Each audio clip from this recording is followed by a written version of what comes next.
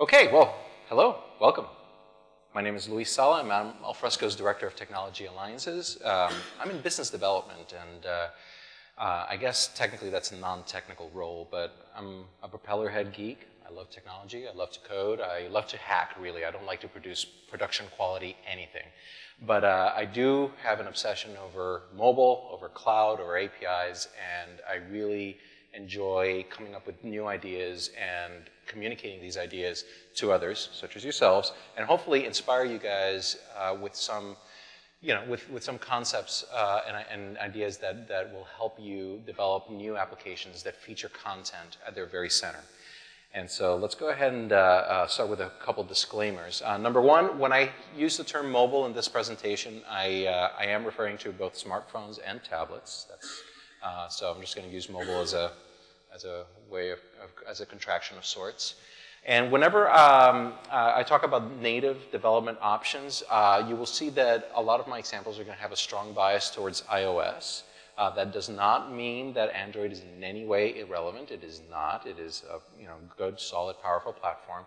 But I think, especially in the Alfresco community, a lot of us are more comfortable with Java development and hence Android development than we are with iOS and Objective-C development. And so I'm going to tilt my conversation towards the iOS Objective-C route for the purposes of hopefully putting to rest any concerns that you might have over native app development, okay? So just kind of keep that in mind. I don't mind being interrupted during my presentation. If you have any questions, do raise your hand and let me know.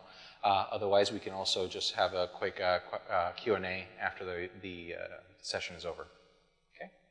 So let's start with a brief survey. And some of this echoes what John Newton asked this morning, but just to check within this specific audience, how many of you guys are interested primarily in iOS app development?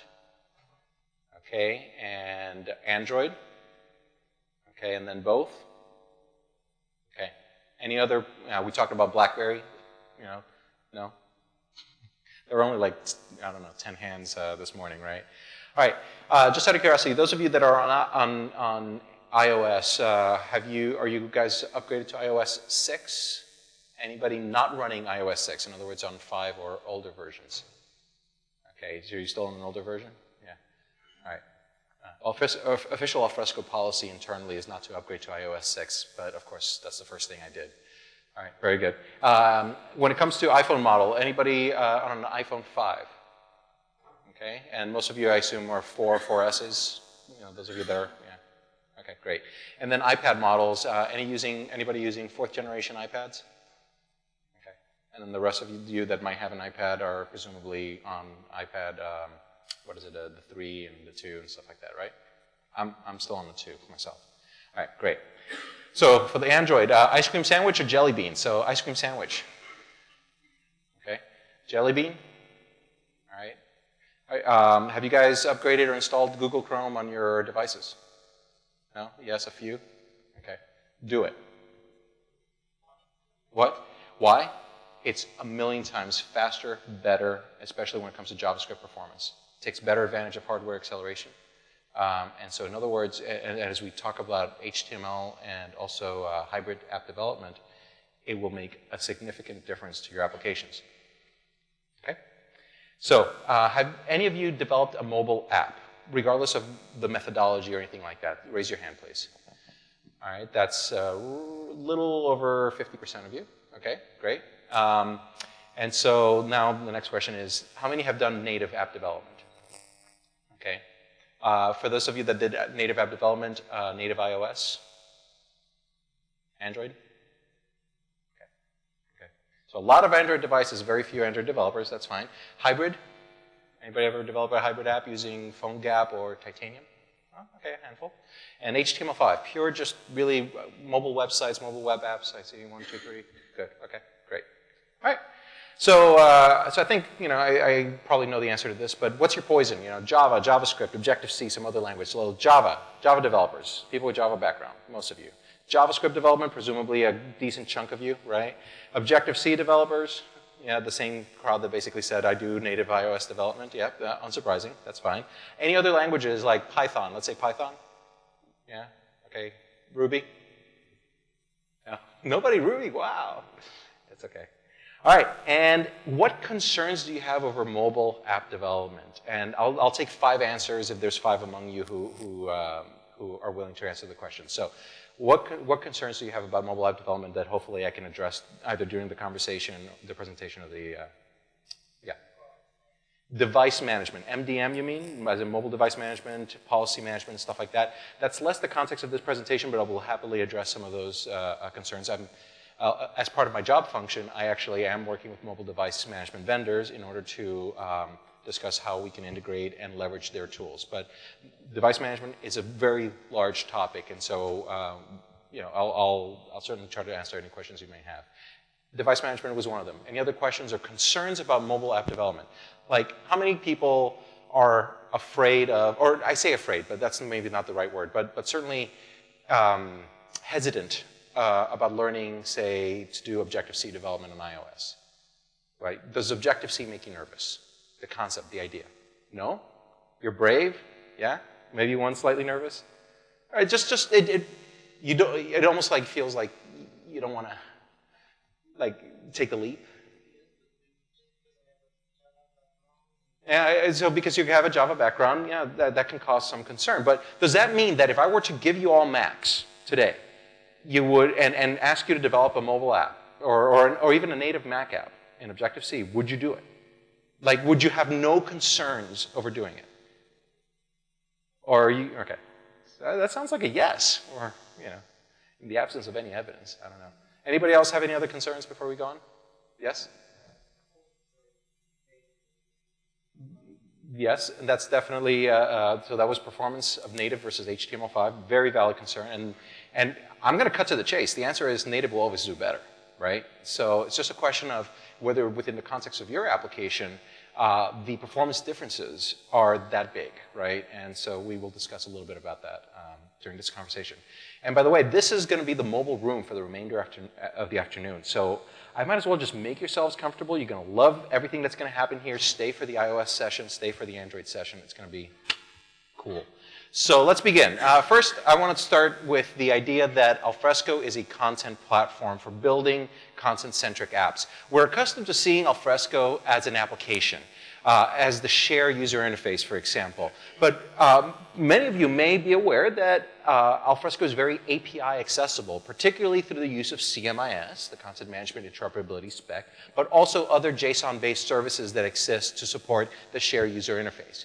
So what this means for you is that it gives you an opportunity to develop content-centric applications. And when we stop and think about enterprise apps, and in general, consumer and enterprise apps that exist within most mobile devices and most mobile platforms, come on, I mean, it's a truism when I say that virtually every app features content at its core, right?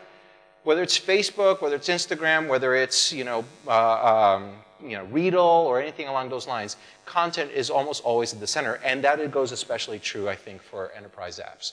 We're usually dealing with content in one form, whether it's a document or photograph or something like that, right?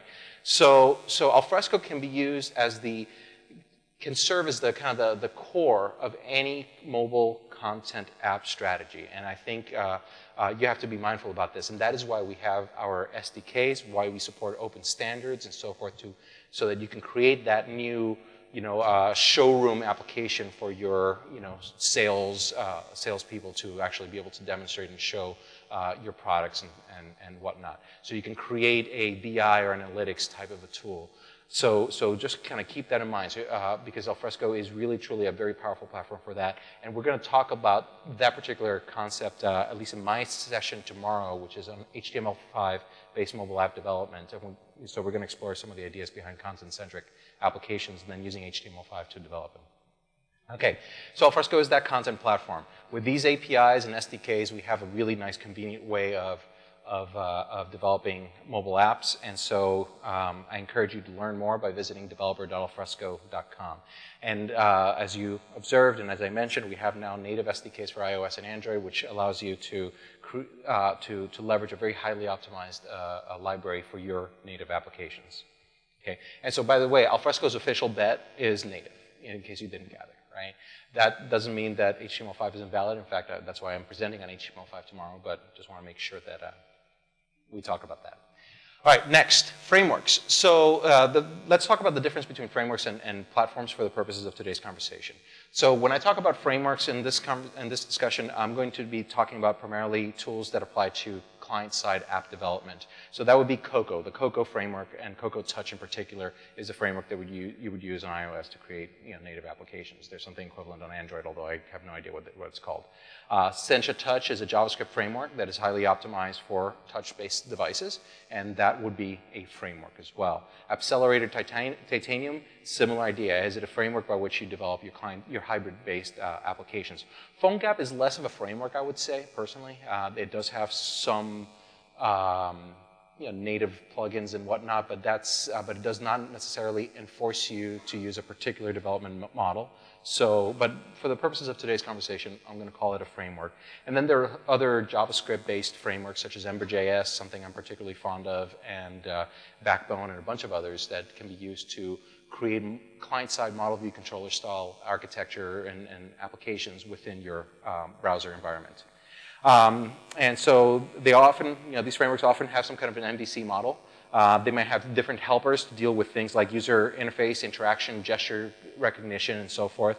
Networking, social support, like on iOS, you have social support, camera, GPS, location services, and all those types of things. And often these frameworks offer you build, testing, packaging tools, and the like. So they support your app development. Platforms, on the other hand, tend to be more about the back end. And that's why I call Alfresco a content platform, right? So there are plenty of public tools that you can access, that you can use to develop the server-side components of your architecture. Things like Parse and StackMob, and there are like 7 other companies that are doing similar things. And Alfresco, I would argue, is at least in part of a platform for your mobile app development and content app development. Oftentimes, they will provide some kind of a data persistence capability, and it's usually a RESTful interface with JSON-based encoding, although that's not a requirement. In fact, Alfresco's CMIS is currently Atom Publishing, XML-based, but hopefully with browser bindings on the way, we will have a JSON representation of CMIS soon. I'm quite looking forward to it because I do not want to parse XML in JavaScript, right? These platforms often give you some kind of server-side logic deployment and hosting. In the case of Alfresco, you can do that through web scripts. My colleague Peter Monks likes to liken web scripts to stored procedures on SQL because you can basically create a script that does some complex manipulation of the underlying data model, the content repository, and then presents it in a way that your application expects. So it is in many respects very similar conceptually. Any questions so far? Okay. Now that I've set the stage, let's get to the meat of this. There are 3 paths, to mobile app development, and you guys probably already know this. On one end, we have native. On the other end, we have pure HTML5 web-based, and then in the middle, we have hybrid. And I would further argue that there are 2 classes of hybrid applications. There are in fact, I think, we'll talk about this a little bit later, but there are hybrid applications that feature native UI controls, but JavaScript at their core. And then there are hybrid frameworks that are really just HTML5 end-to-end. And basically what it amounts to be is a glorified web browser inside a special customizable container.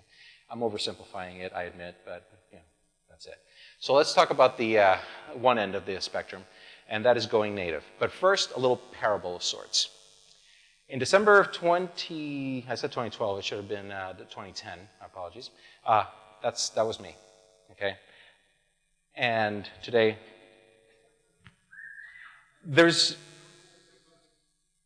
so I lost a lot of weight, right? So what got me to lose a lot of weight? It was actually overcoming a fear that I had and an anxiety that I had over just starting to exercise, starting to diet and all these types of things.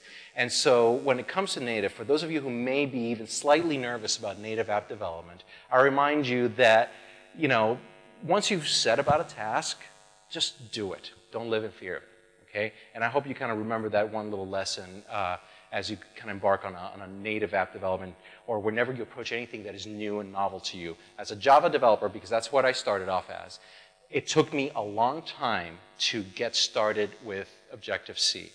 And I decided to just bite my tongue, and I did it. And you know what? It's not that hard. It really isn't. So why do you want to go native? Well, you probably know these reasons. Performance, yeah.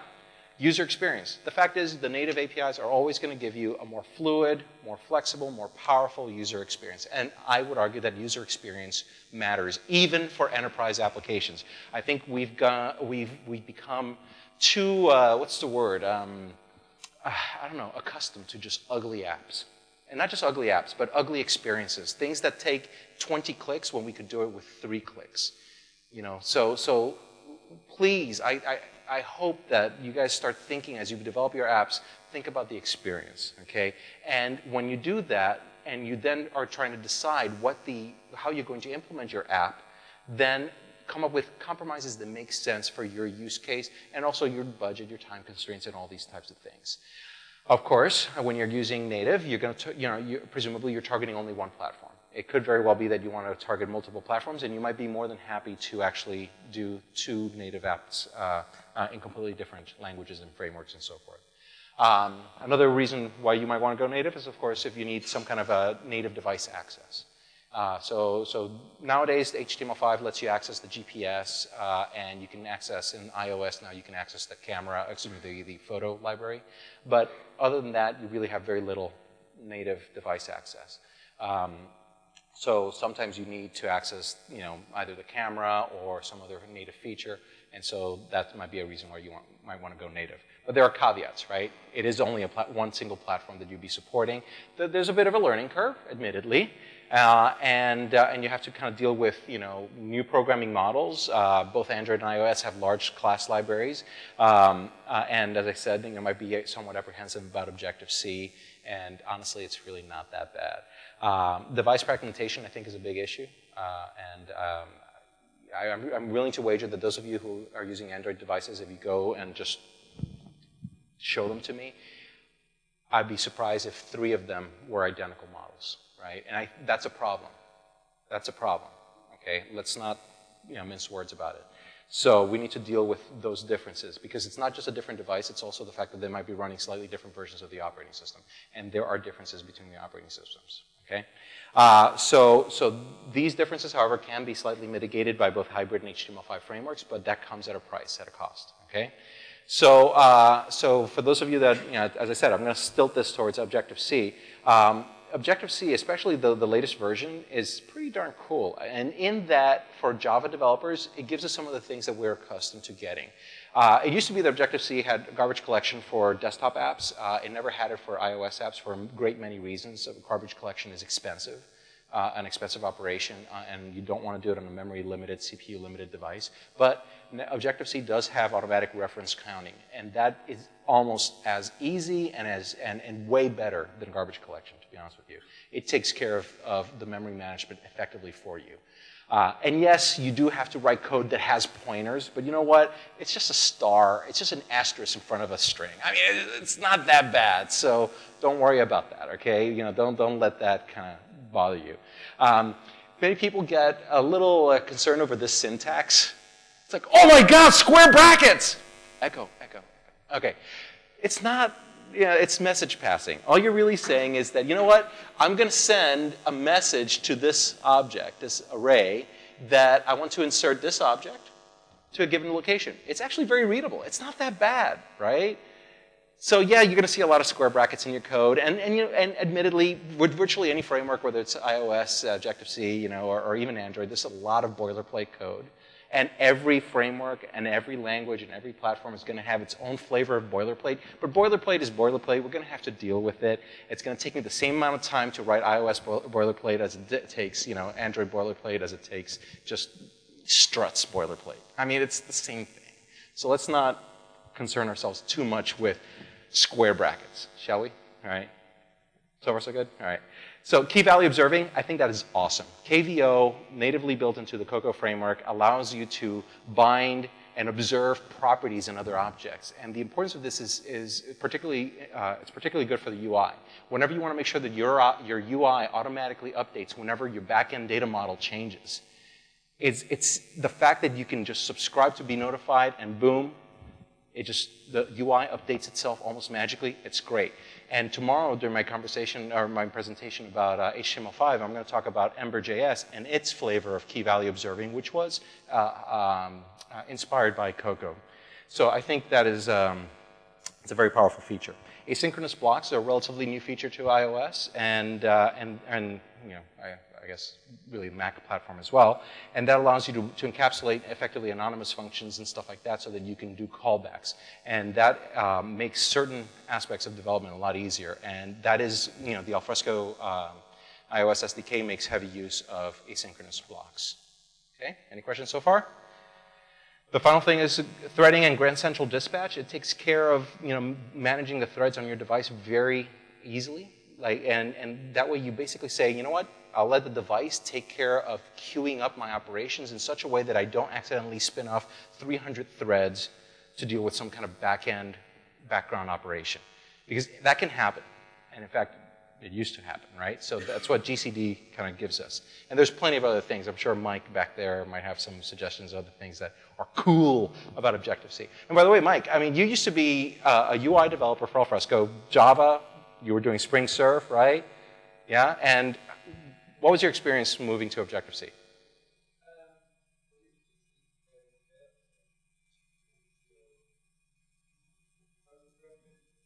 It's not trying to manage both. Yeah. Yeah, decide one day that's what you want to do and make the switch, obviously, if your job role allows it. But Yeah. it's just second nature now. It took me a couple of weeks. Most of it's like every other language, it's learning the SDK. Yeah. My observation is first of all, you know, learning any new framework and any new language and stuff like that, it's the same, takes the same amount of intellectual effort. And Objective-C, like for me, it took me about 3 or 4 days to be comfortable with the language and the syntax.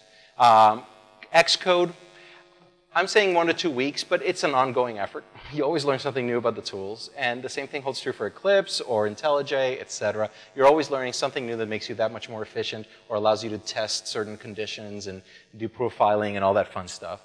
The Cocoa framework, it's a huge library. But then again, so is the Java class library. The only reason why we're accustomed to the Java class library is because we learned it over the course of the last, like, 2 decades, right? And so when we started with maybe 20 packages, and now we have 1 million, right? So we got eased into it in a sense, but it's not that bad. Like, I think if you give yourself 6 weeks, you should be in good shape to do native iOS development. So now let's take a look at a native app just to kind of get a feel for how it works. And of course, you know, I'm not going to spend too much time because you guys have seen this type of stuff before. But I'm going to use conference apps as an example. So I'm going to use different conferences and their apps, and I'm going to show you an HTML5 app, a hybrid app as well for different conferences. So this is the WWDC app. Oops, sorry. Let's try this again. Voila. Okay, so WWDC app, right? And so, you know, it's got really, really smooth scrolling. I mean, this, by the way, like all the UI snobs at a company I used to work at, the first test was how well does it scroll, right? And I kid you not, I mean, if it lags and stuff like that, or if your finger is here but the UI is still kind of slowly tracking, that's a problem, right? So that's the first test. But you know, you can browse your sessions by day. It works pretty well. You've got filtering, so being able to dynamically update the UI based on certain, you know, things that you're filtering. Notice how quickly it responds to me changing the parameters, right? That's almost instantaneous, right? And that's the kind of stuff that you can expect from a native UI. Being able to, you know, store your favorites, access different maps. The scrolling, once again, is very smooth. So that works pretty well. You know, your content very quickly accessible. Okay. Photos, the fact that it, you know, you can pinch zoom. Okay. Pinch zoom can be very hard in HTML5. I'll tell you right now. So those types of things we need to be kind of mindful of. So that's enough for this app, and we'll go into another app a little bit later. Okay? Oops, that's not what I want. I think I need to just turn this off. Let's see. Has anybody seen the presentation? There we go. Okay, great. So that was that. Now let's talk about HTML5, the other end of the spectrum. Okay. So the advantage of HTML5 is that it is mostly cross-platform. The fact is that we can easily develop applications that run inside the web browser on my device. And the fact is that most mobile devices, with a few exceptions, are using WebKit. And that's important because it gives us a common core on top of which we can develop. So Google Chrome is WebKit-based. The original Android internet browser, because they couldn't put the Chrome label on it because it sucked so bad, right? Is also WebKit-based. RIMs, so BlackBerry, almost all their browsers are WebKit-based, and of course iOS, Safari are all WebKit-based. And that gives us a common ground. Of course, there are exceptions. Naturally, Windows phones are not WebKit-based, but the newer ones are using basically the IE10 kernel, and I think that's great. IE10 is doing a great job at supporting new internet standards. And I think it's going to be, in general, Windows 8 is going to be a great platform for hybrid and HTML5-based application development. And that's effectively what the Metro development model is, or at least 50% of the model is that. There's a native aspect as well. Okay? So you can obviously leverage your existing skills. And so those of us that are comfortable with HTML5, JavaScript, and all that stuff, we should be able to get started pretty darn quickly. It's relatively easy to distribute your application. You just share a URL, right? And it's very well suited for what I would call or categorize as text-heavy, content-oriented websites, right? Or I say websites, but web apps, right? So news browsing news, pretty straightforward. I think conference apps are actually a great example, a great use case for HTML5-based applications. And as long as you stick to using relatively simple interactions, mostly taps, keep the swipes and the pinches to a minimum, it's a great way to develop. The caveats: you can't distribute an HTML5 app through, I say the marketplace, but really what I'm referring to is the iOS App Store. I guess, in a sense, it's the same situation with Android. You need to package it up inside a native container, which effectively makes it a hybrid app. You have very limited persistence. So even on iOS, localStorage and indexedDB would be how you could persist data on the device across uses of the device. But iOS has a feature that clears it out every so often, so that can be a very limited use over time. Apple can be very iffy about HTML5 in general. It's like, yeah, we love HTML5. WebKit, it's ours. And then Google is the single largest contributor to WebKit. So you get the idea, right? So limited persistence. Limited touch capabilities. There's no such thing as a gesture recognizer in HTML5. Okay, what you have, the devices and the standards support touch events, but it's up to you to figure out whether this particular touch event was a swipe and in what direction it was going, whether it's multi-touch, and you need to manually track all the fingers. Okay, it's a pain. It's horrible.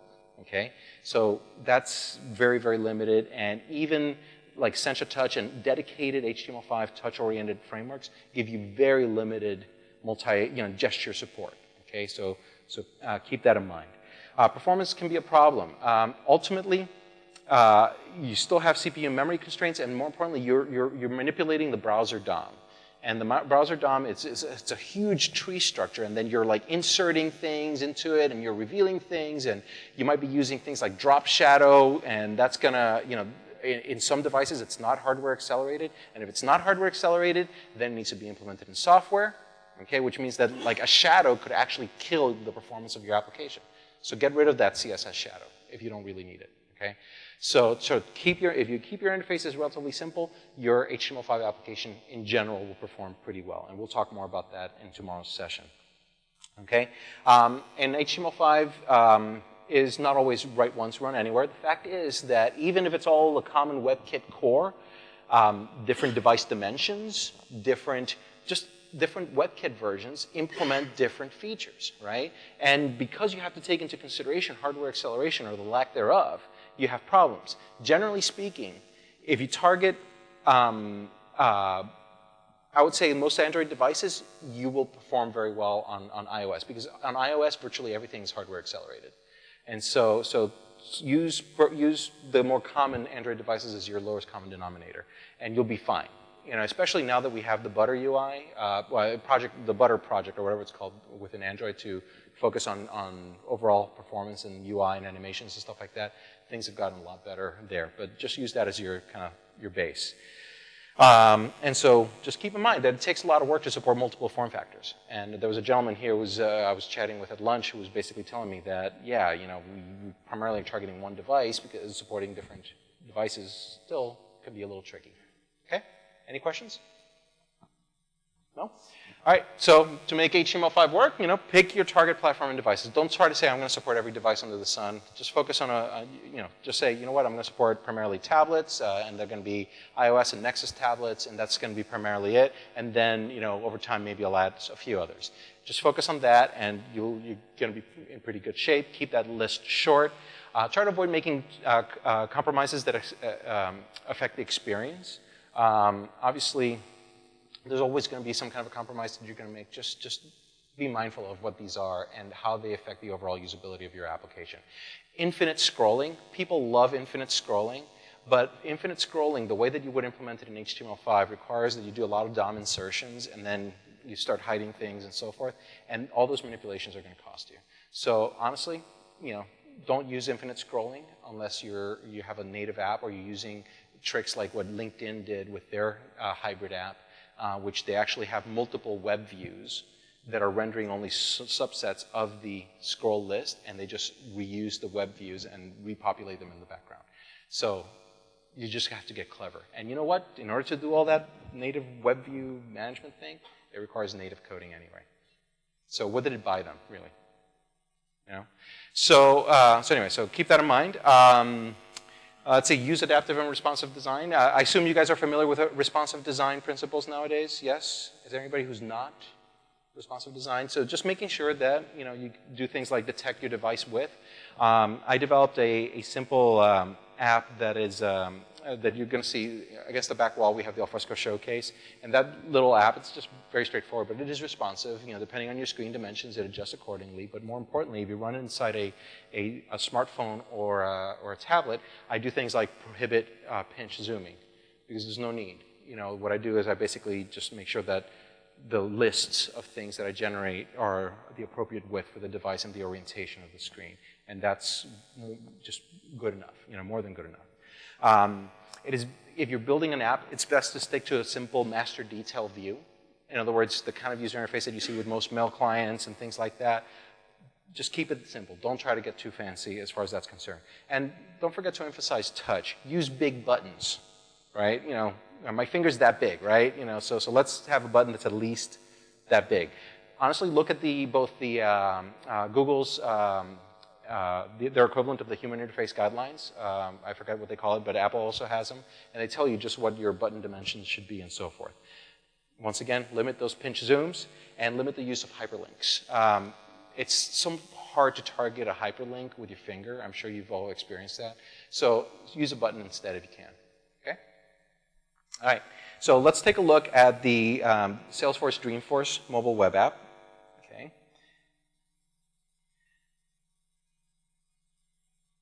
And what I'm going to show you a little bit later is the hybrid version of this same web app. So I think we'll have a nice comparison here. So here it is inside the browser. I'm going to log in.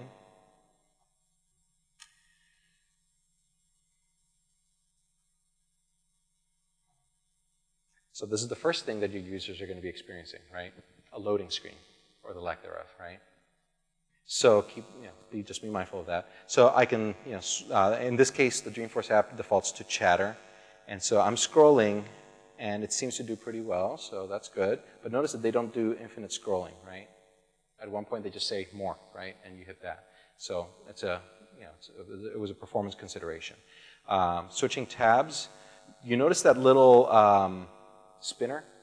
What they're actually doing, because it's basically an iframe, right? So they're loading the iframe in the background. And so that, if you just keep your loading screens to a minimum, make sure that they return very quickly, develop a single page app in JavaScript and stuff like that, and that way you're not loading new pages all the time, and you're going to be in generally good shape. What you're going to find here is that when I switch out of the chatter app, you're going to see a full page reload, and I think that's, generally speaking, that's a bad thing. So for example, if I go to the home page, notice the URL on the bar on the top changes and the whole page reloaded. So try to avoid that if you can, okay? But on iOS, you get certain animations that are hardware accelerated. So this little animation here works pretty well. You also have position fix, which is the top bar there is fixed to the the upper boundaries of the viewport, and so that's why I can scroll and that particular view stays where it needs to stay.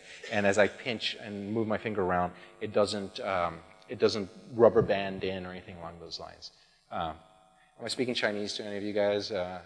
Except for Jessie, if she's here, she would understand. So you kind of get me? Good? All right. So anyways, yet another conference app, right? So what else? Let's go ahead and talk a little bit about hybrid now. All right. So why hybrid? So just as with HTML5, you can leverage your, the skills that you already possess around HTML, JavaScript, etc. You can deploy your app and distribute it through the app marketplaces. That's my generic name for app stores, by the way, because Apple and Microsoft are arguing about app stores, right? So you have native UI control to a degree, depending on the hybrid framework that you're using. And generally speaking, almost every hybrid framework gives you access to certain device features, particularly the camera, and also persistent storage. And those are all great things. So, so now we go into the two primary models. And I described this a little earlier, but basically we have to your left, we have the JavaScript core. And that would be the accelerated titanium model, where you have your controller logic is JavaScript, but all you're doing is telling the hybrid container to render native UI widgets, okay? And so in essence, what the accelerator model and this JavaScript at the core type of model is saying is that your UI is native, but all your business logic you implemented in JavaScript. Conceptually, it sounds like a great idea. And indeed, for many types of business class applications, I think it is a good idea. And more importantly, it's going to buy you, a greater degree of cross-platform goodness, right? But it does come at a price, and we'll talk a little bit about that in a moment. On the opposite end of the spectrum is what I would call the web core. And in reality, what this means is that you have your controller logic is in JavaScript, your view layer is HTML5. Okay, so really what we have here are web views, are basically Chromeless web browsers that are being controlled by JavaScript, but they're also rendering, JavaScript and HTML and stuff like that. And so you do not have native user interface widgets. When you render a button, it's going to be basically rendered by the browser as an HTML button. So it gives you some control over the stylistic aspects of the user interface. That means you cannot use CSS to style your buttons, and that might be a very good thing. But just kind of keep that in mind, that you're responsible now for figuring out how you're going to render your view. And so the primary framework that you would use is PhoneGap. It is simply the most popular hybrid framework out there. PhoneGap is Adobe's brand name for it since they acquired Nitobe, but it is also known as Apache Cordova, and it is an open source project that's Apache licensed. Another company was acquired by by Motorola, and of course we know Motorola was acquired by Google, and that's RowMobile, and they also have kind of a similar model. Okay, and by the way, these are not the only ones, but just three I picked. I'm also picking here, including Trigger.io. Trigger is a company that's headquartered in the San Francisco Bay Area, but also has a London office, and they have their own hybrid framework with native access. But more importantly, you do not need to have Xcode on your device in order to compile the app natively, and I think that's actually a pretty neat little feature. So, so they have this public build service and whatnot. So, so I just want to make sure that you guys were aware that these guys existed. Okay. So those are the models, and there are caveats, just as with all the other things. Yes, 5 minutes, great. So, good thing I'm at the last portion of my presentation here. So, non-trivial apps are still hard to develop. The fact is that almost all these frameworks, especially Accelerated Titanium, they have a relatively large class library. All right, and so you're gonna have to kind of learn that. It's also that the user interactions that you can have in there are not exactly 100% what you would get with a full native API. And ultimately, and I believe you were mentioning that you found yourself writing was it a Titanium app? A PhoneGap app, and you found yourself implementing some native functionality anyway, right, or not? Okay, different. Okay, that was a different project. Okay, never you mind. Okay, fair enough. So, but nonetheless, just kind of keep that in mind. Jack of all trades, master of none. Sometimes hybrid frameworks are just, they're just a little bit too this and that. It's just very difficult to get it to do exactly what you want. Generally speaking, they will give you a relatively consistent cross-platform UI, but you're going to make certain sacrifices in terms of features because ultimately you're coding against the lowest common denominator among all the different frameworks that devices that you're targeting. And generally speaking, you have relatively limited access to native animation UIs. And so for those of you that care about smooth scrolling and stuff like that, keep that in mind, okay? Certain transformations are not available. 3D transformations in particular can be somewhat difficult. The final thing is that ultimately many of these use embedded web views, and web views can still be janky. That's a term that I learned at Google I/O, and basically it means, sometimes when you scroll, have you ever on a web page, have you ever noticed that sometimes kind of the browser kind of hangs for a second and then it scrolls like, whatever, 3,000 lines? That's jankiness, and that's the DOM updating itself and doing all these fun things. And so ultimately, because you're still working with a standard browser DOM, that causes some difficulty there. And you have limited JavaScript acceleration in iOS. Whenever you run an embedded web view or a standalone web app that you kind of add to your home screen, you do not necessarily benefit from the Nitro JavaScript engine, and that can affect your overall performance. Okay. Apparently it's a security concern that Apple has over the way that the JavaScript engine works and access to private APIs, okay? But you know how Apple is very sensitive about private APIs, and apparently Nitro makes use of these, and for that reason they do not want you using it. So yeah. So let's look at the Dreamforce hybrid app real quick.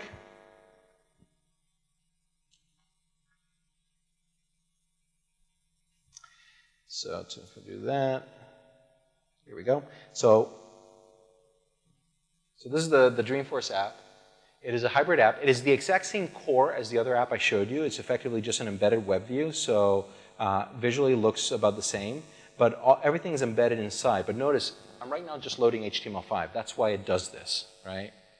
So it's still loading. Right? So ultimately, these are all like embedded web views, and they're doing their thing. But generally speaking, it looks good. It acts, relatively in a relatively predictable fashion. But more importantly, it gives me the ability to do something that that I could not do with the camera. Excuse me, with the regular device, and that is actually access the camera. So they included a badge scanner, and so like I could whatever. It's showing you a picture of the floor. Apparently, I took a picture of the floor. Anyway, you get the basic idea, right? So that's something you could not do with your native device, right? Or excuse me, with your HTML5 app. So that's that. In the interest of time, let's just kind of move on. I keep choosing PowerPoint, but even though I moved all my templates off to Keynote. So I was going to show you the CodeStrong app. It's an accelerator app, but in the interest of time, I think I'm going to skip that. You can check it out on the App Store and see how it works. So let's go to the summary. This is basically my conclusion in general, that native, high performance, pretty darn fast, has a steep learning curve, keep that in mind. HTML5, fast development of simple apps, gives you cross-platform support, but you have limited device access, actually virtually no device access. And ultimately, you're going to develop your non-trivial apps using some kind of a JavaScript framework, and there's a steep learning curve associated with that. You've got virtually no gesture support, although some libraries and frameworks for JavaScript do have simple gesture recognizers. Hybrid will give you near native performance, depending on the framework and tool set that you're using. Ultimately, it is JavaScript and HTML-based development. You do have App Store distribution and improved device access. You still have to deal with learning curves. Let's not mince words here.